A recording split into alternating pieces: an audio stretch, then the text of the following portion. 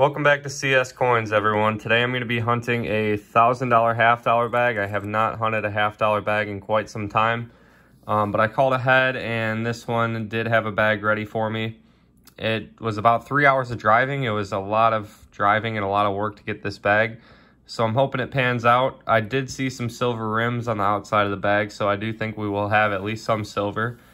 It does not look to have a ton of silver, though. I don't think it's going to be a collection dump, so I'm expecting probably anywhere from like 5 to maybe a little over 10 silvers in here. But we'll crack into this. There's always surprises in these kind of bags, so you never know what to expect, really. But let's hop into this bag and see how much silver we'll be able to find. I'm not super far into the bag here, but it does look like we're going to have silver number 1 right here. Let's see what we got. I think that's going to be a 40%er. And it is 1968D. Cool, we're already on the board. I didn't even recognize this, but on the same pile I just pulled out that I got that 68D, we are gonna have another silver. Let's see what year we have here. 1965, Philadelphia. Man, 1 year away from a 90. It's pretty cool though. We already have two 40% silver halves and not too far in yet. Hopefully we can keep them coming, maybe get some cool varieties, foreigns, something else cool in here. We'll see what we can do. We've got our first NIFC of the hunt right here. 2008P, these were not made for circulation. Any year from 2002 beyond. It's a little hairy with the like 2020, 2021s. I don't know if those are actually considered NIFCs. I've heard a lot of people debating about that because they are higher mintage because of the coin shortages over the last couple of years, but this one definitely falls in that NIFC range, and I will take it. We're gonna have our third silver right here. Let's take a look at what we have. 1968D. All right, I'll take another one. Looks like a little further in the bag, we're gonna have another one, and it's a pretty white rim. I think we could have a 90 here. Let's hope that it's older. It is pretty crispy though, so I think it could be a Kennedy. And it is a Kennedy. Let's see if we have a mint mark. It's Philly minted. And it is a 90, 1964. Sweet, I'll take that. Silver number 4 is going to be a 90%er. And I am hoping there are at least a couple more silvers in here. Not seeing a ton back in the bag really, but you never know what's going to come out. Hopefully there's more 90s to be found.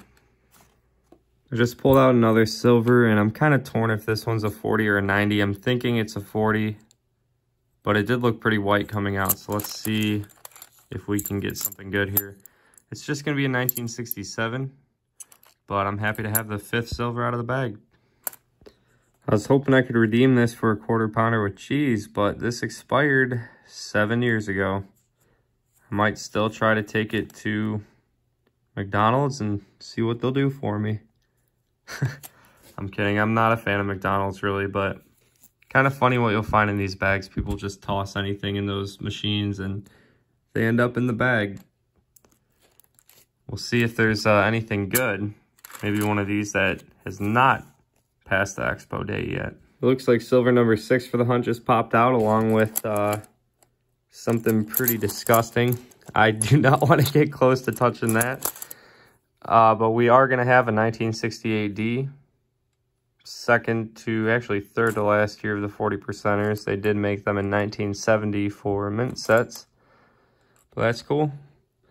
We have 5 40%ers and 1 90%er. Hopefully we can squeeze a couple more out of this bag. Nothing too crazy here, but I do have a 1968D penny mixed in, and it looks like somebody had turned it into a necklace. You just find all sorts of stuff in these bags. I think I saw on the outside also a little piece of jewelry. I'll have to see if I can locate that. It didn't look to be anything precious, doesn't look to be gold or silver, but I'll keep digging around and see if I can find that. Hopefully it's something decent. But I'll throw this into my copper. I got a bag like this full of copper pennies, so I'll throw that in there.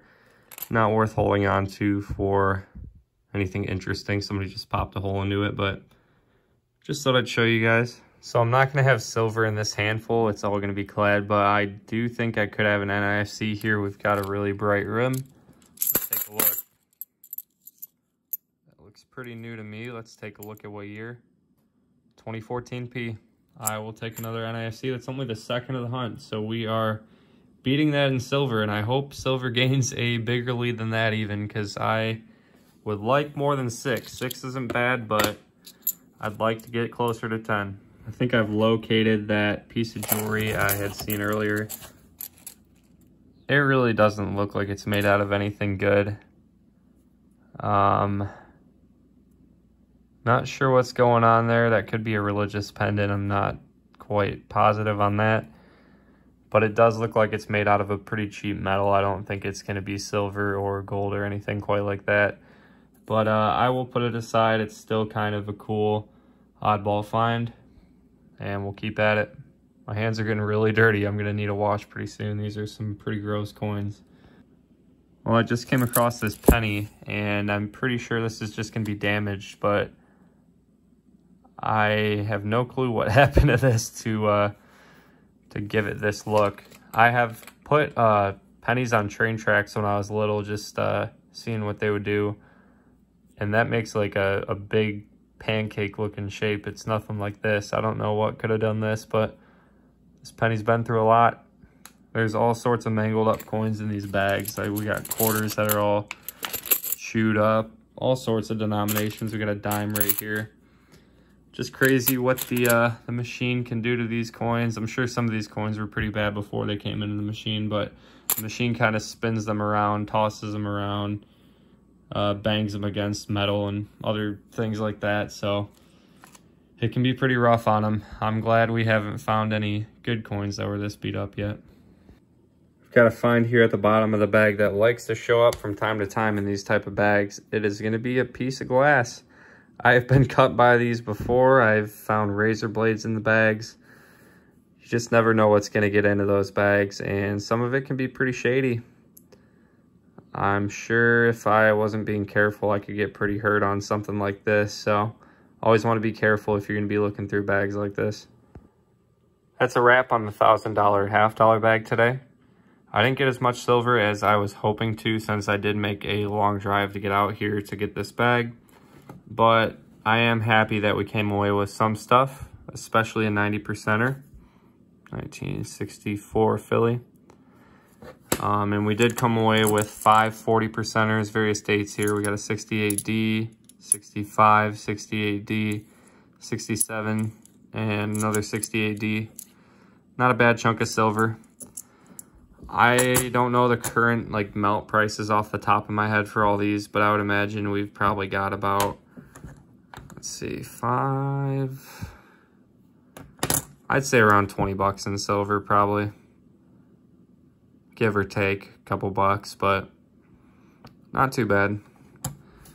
I'm just happy to keep adding to the stack. I definitely have been slowing down on silver lately. I've been focusing more on W's and the quarter finds, and you know, with customer apps I find silver from time to time, but I haven't had a big silver score in a while, so it's nice to just keep chugging along. 6 more silvers, and they're big ones, so it's gonna take up some room in the jar.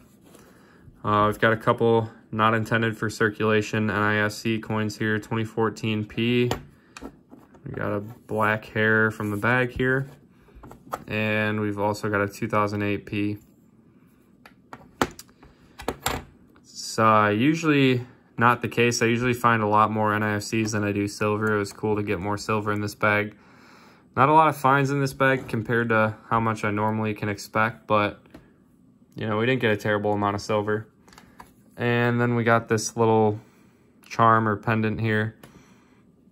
I have found jewelry in quite a few half-dollar bags. One of the times I ended up with a gold pendant.